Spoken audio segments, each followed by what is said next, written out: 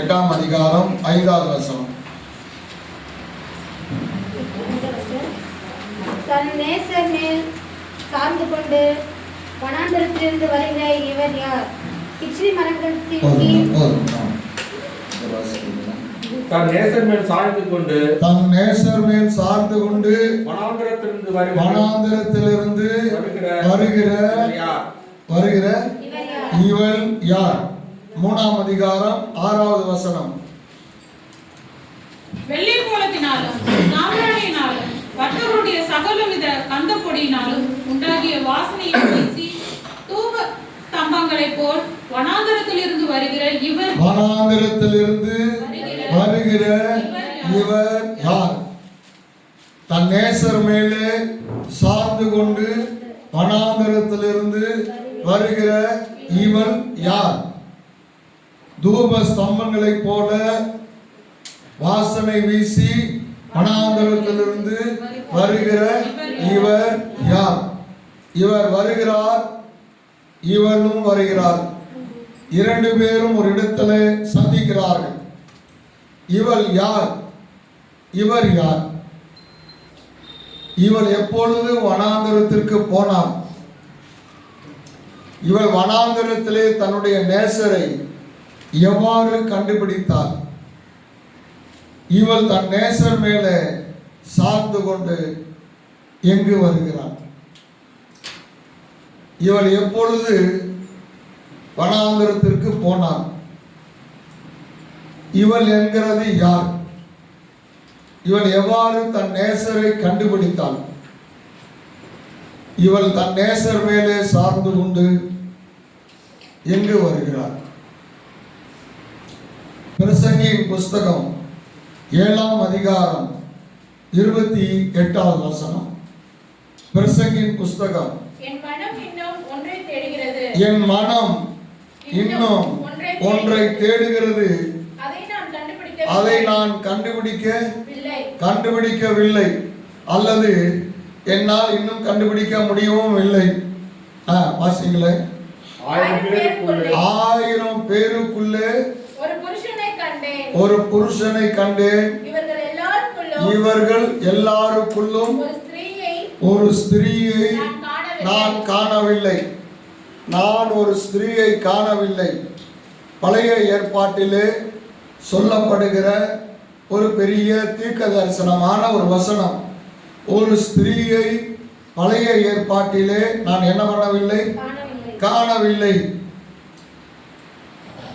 வாசிக்க வேண்டாம். எபிரேயர் புத்தகம் 11ஆம் அதிகாரம் 13வது வசனம் சொல்லுகிறது. எபிரேயர் 11:13. இந்த பழைய ஏற்பாட்டு பரிசுத்தவான்கள் எல்லாரும் தூரத்திலே கண்டு அரவணைத்து போய்விட்டார்கள். அவர்கள் அதை அடையவில்லை. தூரத்திலே கண்டார்கள், தூரத்திலே அதை பார்த்தார்கள், அல்லது தூரத்திலே கண்டு அந்த வாக்கு தத்தத்தை அரவணைத்து கொண்டு அடையாமல் போய்விட்டார்கள். அதே அதிகாரம் 11ஆம் அதிகாரம் எபிரேயர் கடைசி வசனம் சொல்லுகிறது, இவர்கள் எல்லாரும் நம்மை அல்லாமல் பூரணர் ஆகாதபடிக்கு தேவன் விசேஷமான ஒன்றை நமக்காக என்ன பண்ணி இருக்கிறாராம்? வைத்திருக்கிறார். இந்த 11ஆம் அதிகாரத்தில் சொல்லப்பட்ட பரிசுத்தவான்கள் ஆபேல் முதற்கொண்டு, ஆபேலிலே இருந்த ஆபேல் நீதிமான், அந்த ஆபேல் முதற்கொண்டு தேவாலயத்திற்கும் பலிபீடத்திற்கும் நடுவாக கொலை உண்டதான பரகியாவின் மகனாகிய சகரியா வரையிலும் எல்லா பரிசுத்தவான்களும் அடைய முடியாத ஒரு காரியத்தை தேவன் நமக்காக வைத்திருக்கிறார். ஸ்தோத்திரம். நம்ம என்ன வேணும்?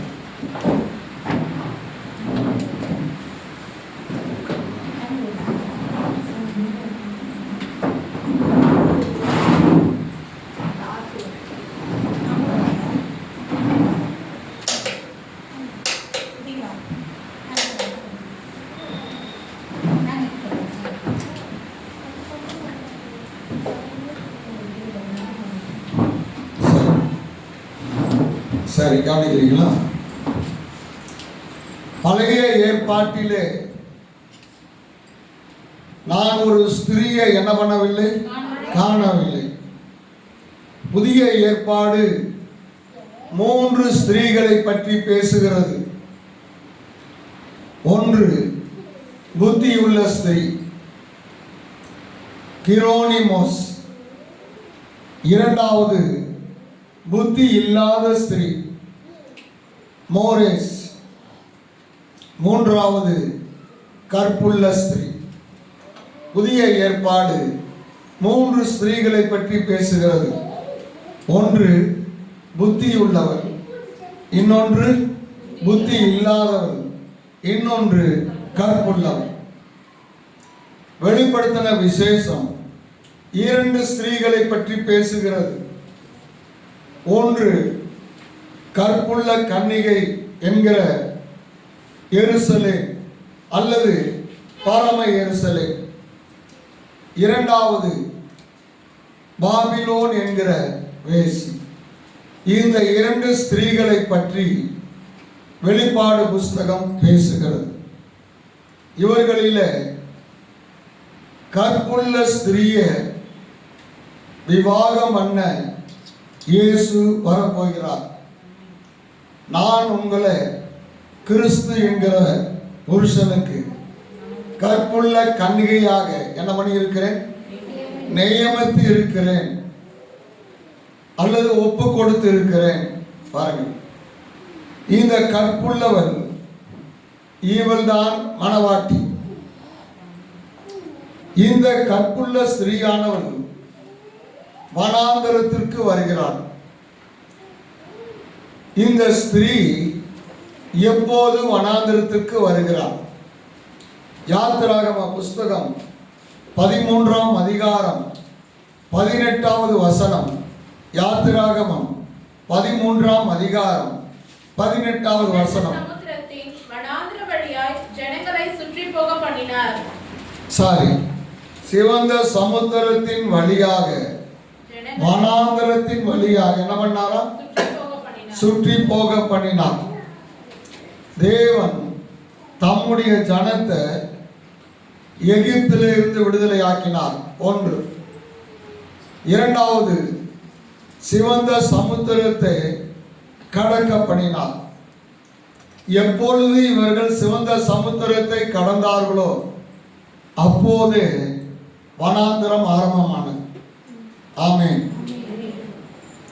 இன்றைக்கு ஆவிக்குரிய ஜீவியத்தில் எகிப்து என்கிற இந்த உலகத்தை நாம் விட்டு கர்த்தரோடு கூட ஒப்புரவாகுதல், உடன்படிக்கை பண்ணுதல் என்கிற ஞானஸ்தானம், சிவந்த சமுத்திரத்தை கடந்த உடனே நாம் எங்கு பிரவேசிக்கிறோம்?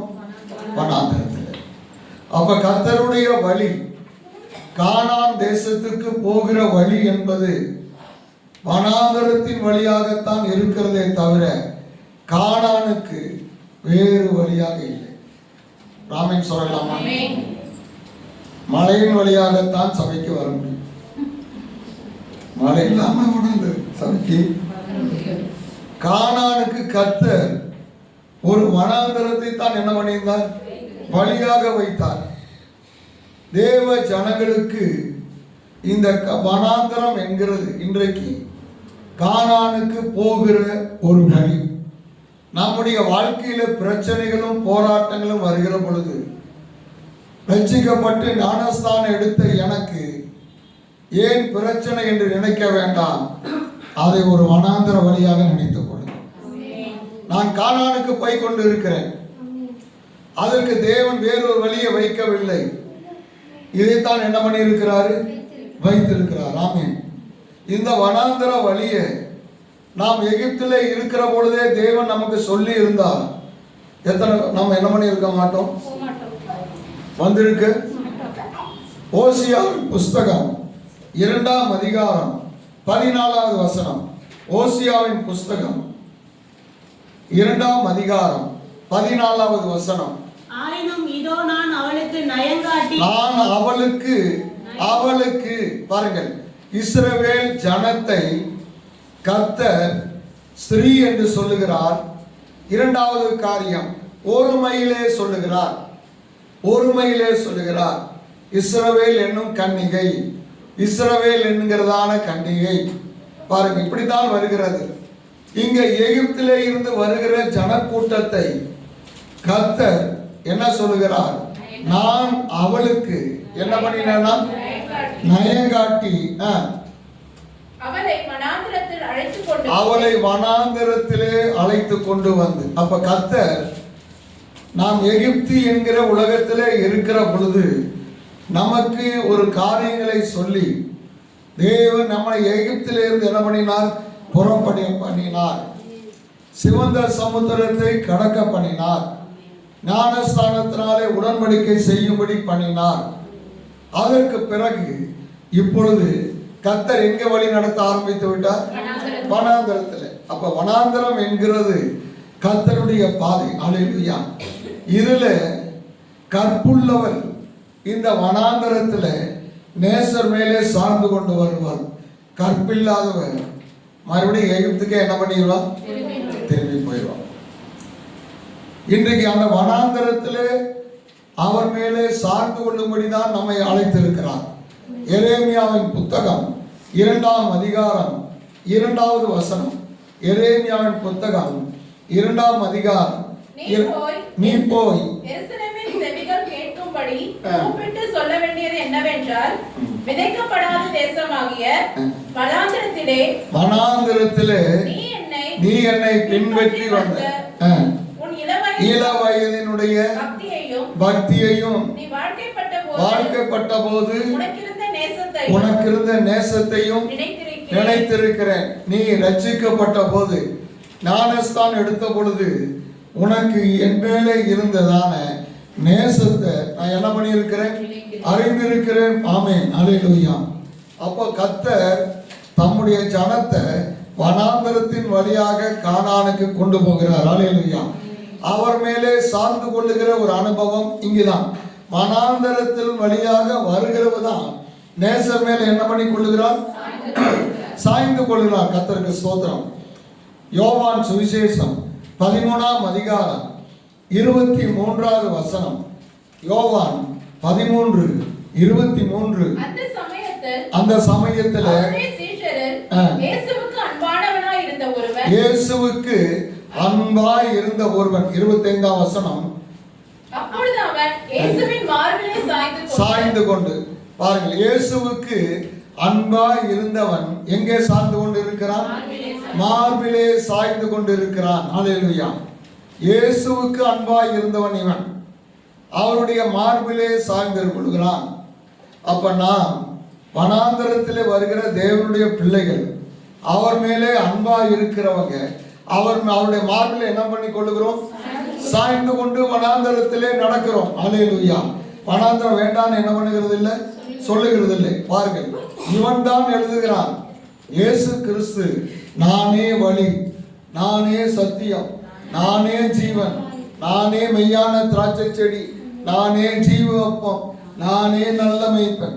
இந்த ரகசியங்களை எல்லாம் யார் எழுதுகிறது? அவருடைய மார்பிலே சார்ந்திருந்தவன் எழுதுகிறான். அவனுக்கு இந்த ரகசியம் வெளிப்பட்டது. அவனுக்கு இந்த ரகசியம் தெரிந்தது. அல்லேலூயா.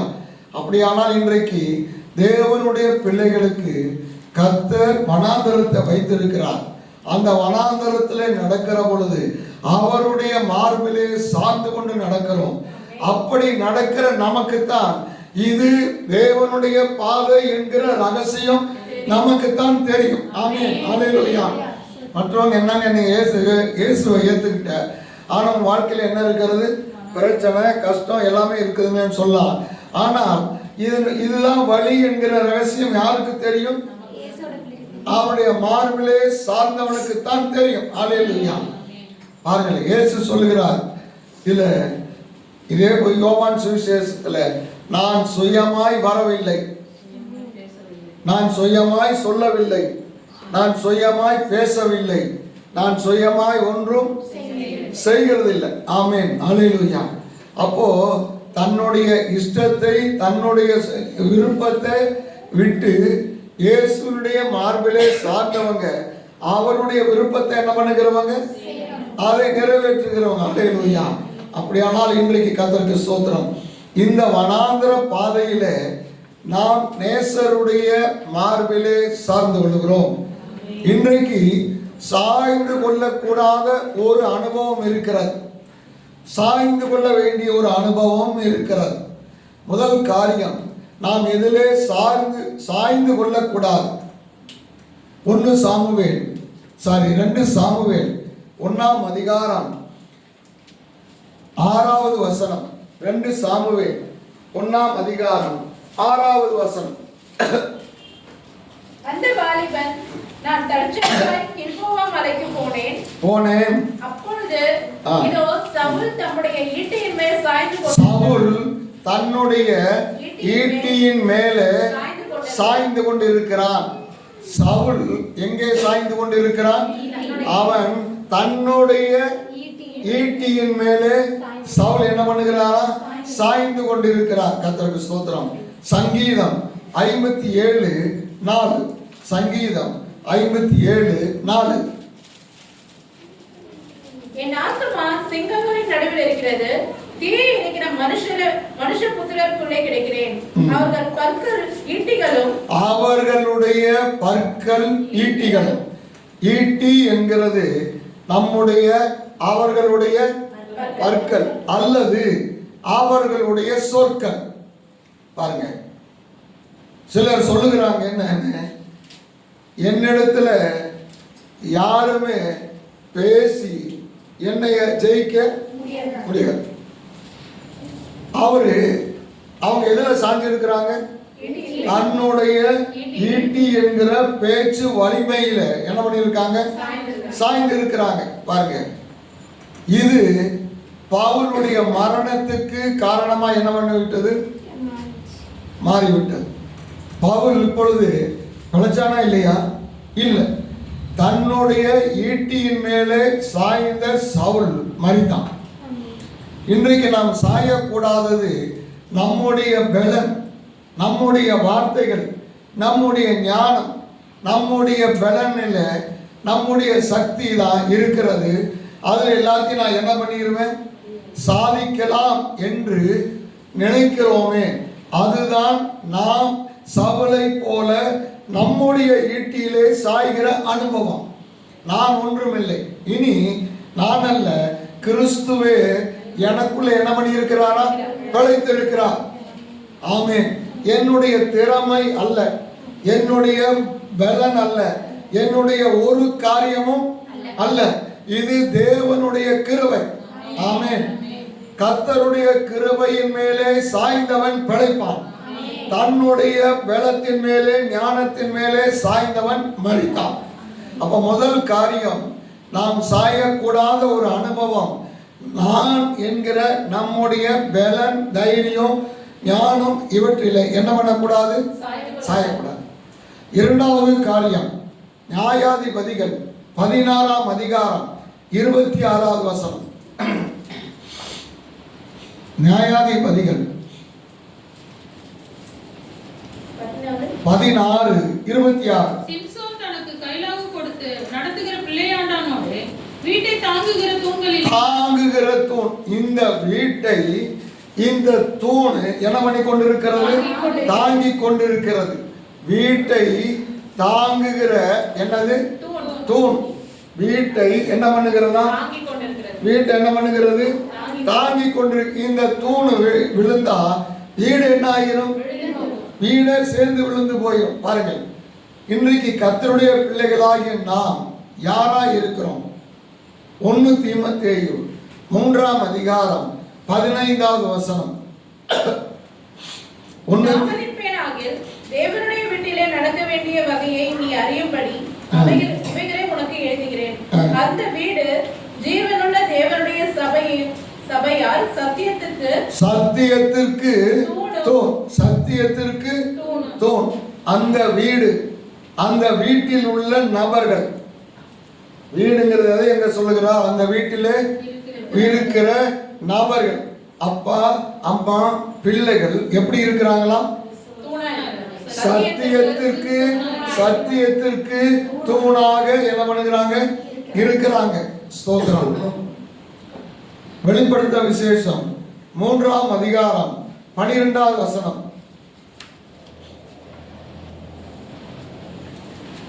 ஜெயம் கொள்ளுகிறவன் 3:12.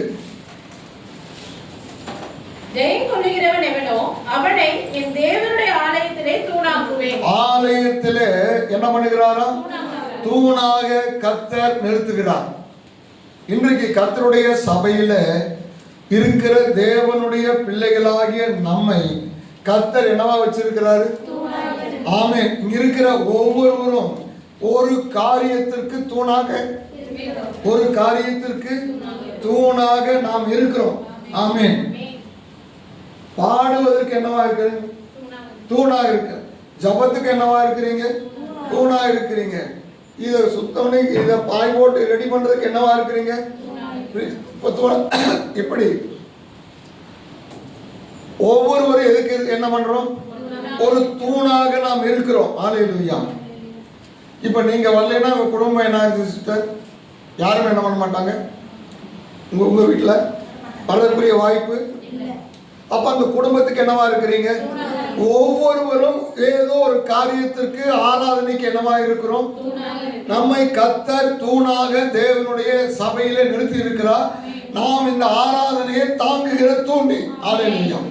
ஏதாவது ஒரு தூண் விழுந்தா கூட மண்டபம் என்ன ஆகாது? மண்டபம் நிக்காது. அப்போ எல்லா தூணும் நேராக என்ன பண்ண வேணும்?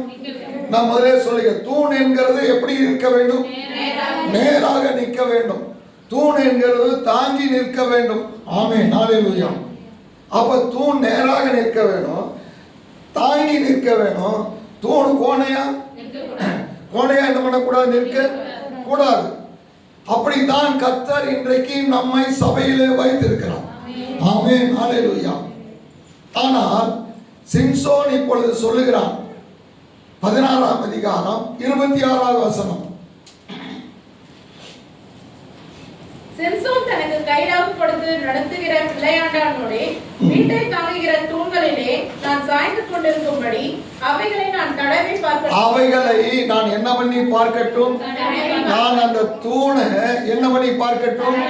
கொஞ்சம் தடவி என்ன பண்ணட்டும்? பார்க்கட்டும். கொஞ்சம் தடவி. சிம்சோன் தடவன தூணானது மறுவினால் என்னானது? விழுந்தது. அப்ப கர்த்தருடைய பிள்ளைகளை இன்றைக்கு தடவை பார்க்கிறதுக்கு என்ன பண்ணக்கூடாது? இடம் கொடுக்க கர்த்தர் உண்மையிலே ஒரு சித்தத்தை வைத்து இந்த மண்டபத்தை வைத்திருக்கிறார். இந்த மண்டபத்தை தாங்க வேண்டிய பொறுப்பு யார் இடத்துல இருக்கிறது? சொல்லுங்கள, எல்லாரும் சொல்லாமே. ஒவ்வொரு இடத்திலும் ஒரு பொறுப்பு இருக்கிறது. உன்னை என்ன பண்ணுகிறாங்க? பிசாசு வந்து என்ன பண்ணுகிறான்? தடவி பார்க்கலாமே. என்ன பண்ணி பார்க்கலாம்? எப்படி தடவறான்? கர்த்தர் உன்னை சொன்னது, உங்கள் கண்கள் என்ன பண்ணப்படும்? ஒருவேளை பிசாசு சொன்னபடி கண்கள் என்னானது? திறந்தது. கண்ணை திறந்தோன்னே எதைத்தான் பார்த்தான்? பாருங்கள், கண்ணை திறக்கிற வரையிலும் பிசாசு கண்ணை திறந்தவன் நிர்வாணத்தை பார்ப்பான என்ன பண்ணல? அவன் சொல்லல. கண்ணை திறக்குன்னு சொன்னான். திறந்தா எதை பார்ப்பேன் அவன் என்ன பண்ணல? அவனும் சொல்லல, இவனும் கேட்கல. கண்ணை திறந்துறப்பதான் தெரியுது, என்னடா பாது கண்ணை திறந்தது என்ன ஆயிடுச்சு? தப்பா போயிடுச்சு. அப்ப தேவனுடைய பிள்ளைகளை பிசாசு அவன் கொடுக்கிற ஆலோசனை ஒருவேளை உனக்கு நன்மையானது போல என்ன பண்ணலாம்? தெரியலாம். ஆனால் நீ அதில் தலையிட்ட பிறகுதான், அதற்கு ஒரு அனுமதி கொடுத்த பிறகுதான் நாம ஏன் தான் இந்த காரியத்தை செஞ்சோம். பாருங்க, ஏன் செஞ்சோம் என்ன சாட்சி சொன்னோமா? அந்த எண்ணத்துக்குள்ளே கொண்டு வந்து விடுவான். அப்ப பாருங்க, சிம்சோன் தடவின தூண். இந்த தூணில் நாம் என்ன பண்ணக்கூடாது? பிசாசு தடவை நம்மை என்ன பண்ணக்கூடாது. இது தேவனுடைய சித்தம் அல்ல அல்ல, இது தேவனுடைய. கர்த்தர் அப்படி சொல்லலையே.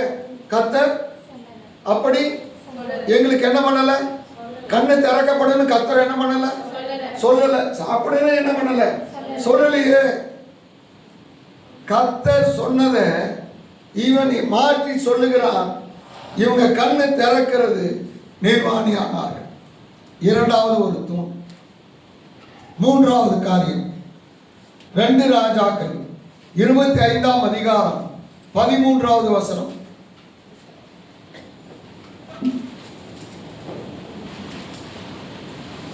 கர்த்தருடைய ஆலயத்தில் இருந்த வெண்கல தூண்களையும் அதிலிருந்த ஆதாரங்களையும் கர்த்தருடைய ஆலயத்தில் இருந்த வெண்கல கல் தொட்டியையும் கல்தேயர் உடைத்து போட்டு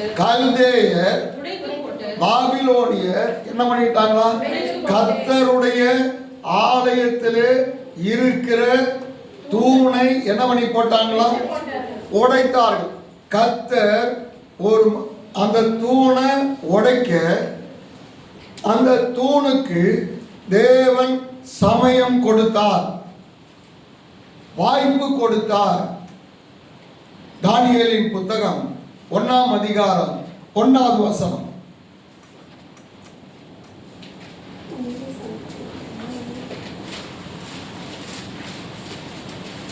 யூதாவின் ராஜாவாகிய யோயாக்கீம் அரசாண்ட 3ஆம் வருஷத்திலே பாபிலோனின் ராஜாவாகிய நேபுகாத்நேச்சார் அவன் அரசாண்ட 3ஆம் வருஷத்தில 3 வருஷம் அவன் என்ன பண்ணி கொண்டு இருக்கிறான், அரசாண்டு கொண்டு இருக்கிறான். இந்த 3வது வருஷத்துல கல்தேயர் வருகிறார்கள். 3 வருஷம் இவனை பாதுகாத்த கர்த்தர் இப்பொழுது யார் கையில ஒப்படைத்து விட்டாரு. அப்ப கர்த்தர் 3 வருஷம் இவனை என்ன பண்ணி இருக்கிறாரு, இவனை பாதுகாத்து இருக்கிறார். ஒரு வாய்ப்பை கர்த்தர் இவனுக்கு கொடுத்திருக்கிறார். ஆமென். லூக்கா புஸ்தகம் 13ஆம் அதிகாரம் 7வது வசனம். லூக்கா 13:7. அப்பொழுது அவன் தோட்டக்காரரை நோக்கி, இதோ 3 வருஷமாய் இந்த அத்தி மரத்திலே கனியை தேடி வருகிறேன். 3 வருஷமாய் ஒரு திராட்சை தோட்டத்துல ஒரு அத்தி மரத்தை நட்டு வைத்திருக்கிறார். 3 வருஷமாய் இது என்ன பண்ணி இருக்கிறாரு, கனியை பார்க்கிறார். ஒன்றையும் காணவில்லை, ஒன்றையும் காணவில்லை. இதை வெட்டி போடு, இதை வெட்டி போடு. இது என்ன பண்ணி போடு, வெட்டி போடு. இது நிலத்தையும் ஏன் கெடுக்கிறது என்றான். பாருங்க, அப்பதான் அவன் சொல்லுகிறான், ஐயா இன்னொரு வருஷம் இருக்கட்டும். அப்ப பாருங்க, கர்த்தர் 3 வருஷமாய் யோயாக்கீமின் இடத்துல எதிர்பார்த்தார். கர்த்தர் எதிர்பார்த்த காரியம் இவனிடத்துல என்ன பண்ணல, இல்லை. கர்த்தர் எதிர்பார்க்கிற காரியம் இல்லை என்பதனாலே கல்தேயர் இடத்திலே கர்த்தர் இவனை ஒப்பு கொடுத்து விட்டார். கர்த்தருக்கு ஸ்தோத்திரம். 3வது காரியம், நம்முடைய வாழ்க்கையில கனி கொடுக்கிறதான ஒரு ஜீவியம், ஆத்துமாக்களை கர்த்தரிடத்துல கொண்டு வருகிறதான ஒரு காரியம். எல்லாம் இலகுவா என்னாகாது, நடந்து விடாது. ஒரு மனிதனை பாவத்திலிருந்து கொண்டு வருகிறது, விடுதலையாக்கி கொண்டு வருகிறது என்கிறது சாதாரண ஒரு காரியம் அல்ல. பிசாசோடு என்ன பண்ண வேண்டியதா இருக்கிறது, போராட வேண்டியதா இருக்கிறது. போராடி கொண்டு வருகிற காரியம் சாதாரணமும் அல்ல. ஆனால் அப்படி செய்யாத ஒருவனிடத்துல தேவன் 3 வருடம் என்ன பண்றாரா, எதிர்பார்க்கிறார். இன்னைக்கு கனி கொடுக்கிற ஒரு தூணா இருக்க வேண்டும். யோயாக்கி கனி இல்லாத ஒரு தூண். கர்த்தர் என்ன பண்ணி போட்டாரு, எடுத்து போட்டார். 4 யோபனுடைய புத்தகம் 8ஆம் அதிகாரம் 15வது வசனம்.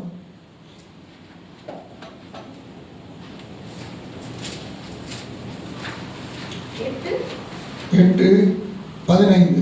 ஒருவன் அது வீட்டின் மேல் சாய்ந்தால் அது நிலைக்க மாட்டாது, அதை பிடித்தால் அது நிற்காது.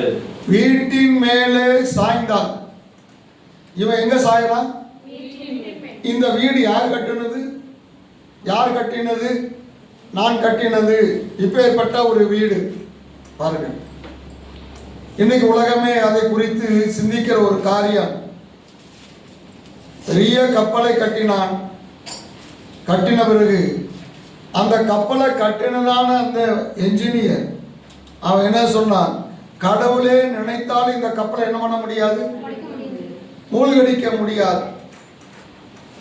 அந்த கப்பல் ஒரு பனிக்கட்டியில மோதிதான் என்ன ஆனது, மூழ்கி போனது. பாருங்கள், இந்த வீட்டின் மேலே சாயக்கூடாது அப்படின்னு என்ன அர்த்தம்? உபாகமம் 8ஆம் அதிகாரம் 17ஆம் வசனம். என் சாமர்த்தியமும் என் கைபலனும் இந்த ஐஸ்வர்யத்தை எனக்கு சம்பாதித்தது என்று நீ உன் இருதயத்தை சொல்லிக் கொள்ளாமல். பாருங்க, வீடு என்கிறது என்னுடைய சாமர்த்தியம், என்னுடைய சாமர்த்தியம், என்னுடைய ஐஸ்வர்யம். பாருங்க, என்று நீ என்ன பண்ணாத, நீ சம்பாதிக்க கர்த்தர் உனக்கு என்ன பண்ணி இருக்கிறாரு, உனக்கு கிருபையை கொடுத்திருக்கிறார், ஜீவனை கொடுத்திருக்கிறார், பலனை கொடுத்திருக்கிறார். ஆமென், ஹல்லேலூயா. அப்போ நீ சம்பளம் வாங்கினா என்ன சொல்லணும், இது கர்த்தர் எனக்கு கொடுத்தது, இது கர்த்தர் எனக்கு கொடுத்தது. இது ஒரு மாசம் பூரா நான் வேலை செஞ்சது என்ன பண்ணாத, நீ சொல்லாதே. அப்ப வீட்டின் மேலே சாய்கிறது. இரண்டாவது அனுபவம் யோபுனுடைய புத்தகம் 1ஆம் அதிகாரம் 18ஆவது வசனம். இவன் இப்படி பேசிக் கொண்டிருக்கையில் வேறொருவன் வந்து, உம்முடைய குமாரரும் உம்முடைய குமாரத்திகளும் தங்கள் மூத்த சகோதரன் வீட்டிலே புசித்து. எல்லாரும் யோபுனுடைய பிள்ளைகள் அவனுடைய மூத்த சகோதரனுடைய வீட்டிலே என்ன நடக்கிறது, விருந்து நடக்கிறது. மூத்த சகோதரனுடைய வீட்டிலே விருந்து நடக்கிறது பொழுது எல்லாம் என்ன ஆயிடுச்சு, இடைஞ்சொடுந்துச்சு. பாருங்க, கிறிஸ்து நமக்கு என்ன சகோதரனா இருக்கிறாரு, மூத்த சகோதரன். அவருடைய வீடு என்கிறது அவருடைய சபை, அவருடைய விருந்து என்கிறது அவருடைய ஆராதனை. பாருங்க, இது இடிஞ்சு போகிறதுக்காக என்ன பண்ணக்கூடாது. இன்னைக்கு இந்த வீடு எப்படி இருக்கு பாருங்க. நம்மனால எதுவுமே முடியலன்னா அதுக்காக என்ன பண்ணலாம், நீங்கள் இதற்காக என்ன செய்யுங்க, ஒவ்வொரு நாளும் ஒவ்வொருவருக்காக எல்லாருக்காக என்ன பண்ணுங்க, உங்க ஜெபம் வீட்டில இருந்து என்ன செய்யுங்க, செய்யுங்க. ஹல்லேலூயா. யோபு சிநேகிதருக்காக ஜெபம் பண்ணின பொழுது கர்த்தர் அவன் சிறையிருப்பை எனக்குங்கிறத விட்டுட்டு என்ன செய்யலாம், இன்னைக்கு மற்றவர்களுக்காக என்ன பண்ணுவோம், ஜெபம். ஹல்லேலூயா. சாயக்கூடாத தூண்கள் இவைகள். சாய வேண்டிய ஒரு தூண் இருக்கிறது, காரியம். எபிரேயர் புத்தகம் 11ஆம் அதிகாரம் 21ஆம் வசனம்.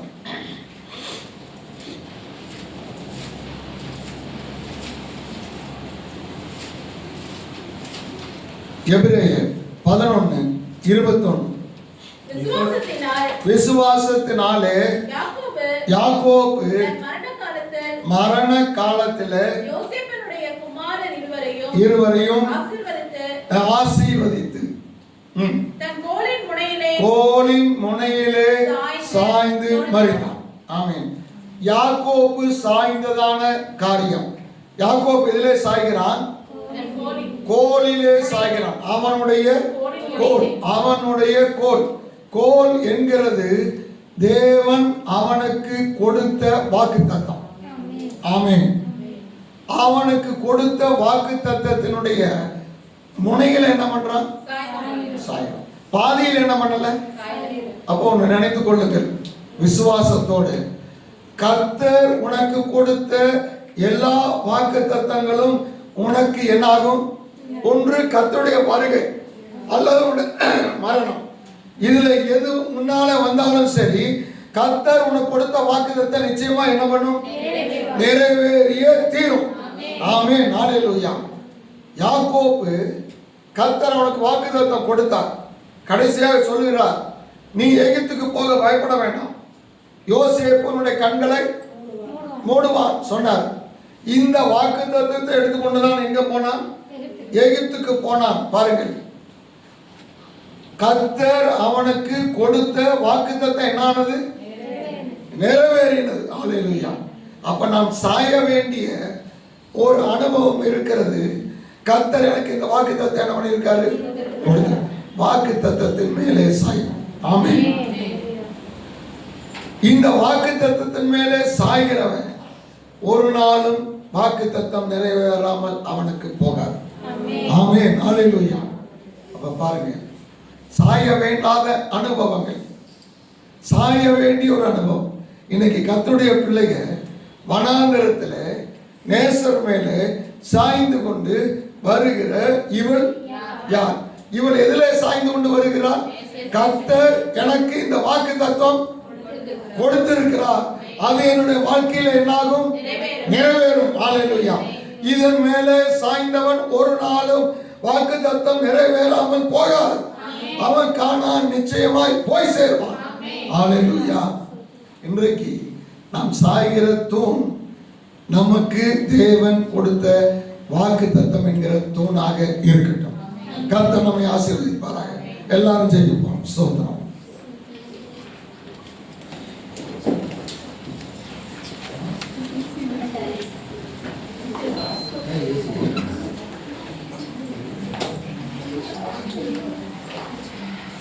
ஸ்தோத்திரம் அப்பா.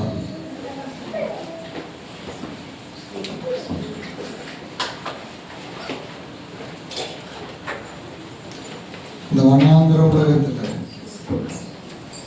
நீ சாய வேண்டிய ஒரே ஒரு காரியம், தேவன் உனக்கு கொடுத்த வாக்குத்தத்தம்.